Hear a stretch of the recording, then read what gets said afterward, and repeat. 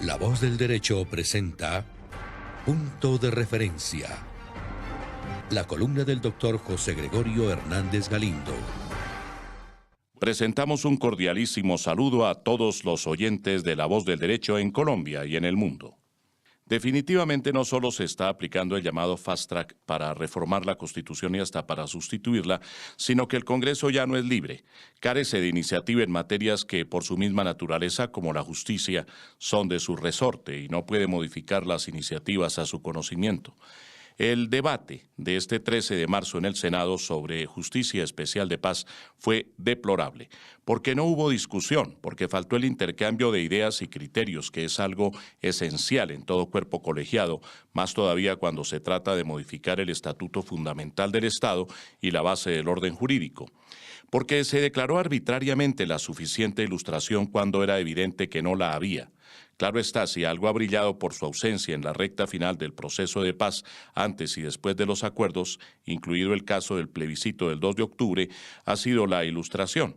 Todo ha ocurrido de espaldas a la opinión pública y a los sufragantes, y ahora vemos a los congresistas votando como autómatas sin entender lo que votan, ejerciendo su función bajo la batuta del gobierno sin poderse apartar de sus mandatos. Un gobierno que a su vez está sometido a los acuerdos como si en La Habana hubiese sesionado una constituyente o como si el pueblo hubiese aprobado tales acuerdos, que los negó el 2 de octubre de 2016. En materia de justicia especial de paz, el más importante de todos los temas provenientes de los acuerdos, y en donde era natural que afloraran las inquietudes, las preguntas y las dudas, así como las respuestas y las soluciones, resulta que no hubo verdadero debate porque no hubo discusión, no fueron escuchados los argumentos de quienes formularon proposiciones, ni siquiera aquellas que contaban con el aval del gobierno. Todo un engendro, esto del aval del gobierno, introducido a ciencia y paciencia de la Corte Constitucional, pues sencillamente implica que el Ejecutivo desplaza y sustituye al legislador aún en su papel de reformador de la Constitución.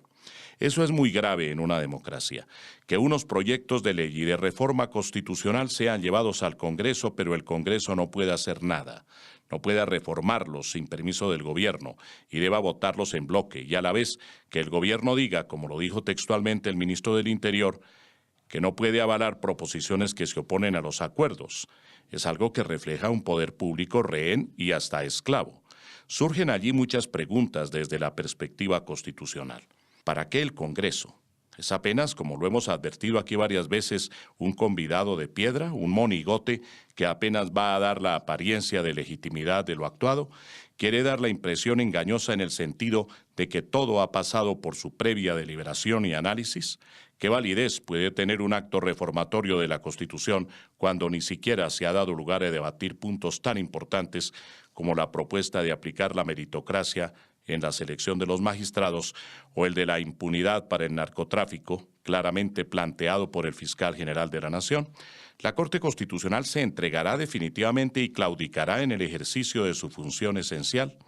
Con toda razón, por cuanto el pueblo no es tan torpe como están creyendo, Congreso, Gobierno y Corte Constitucional presentan los más altos niveles de impopularidad y desaprobación.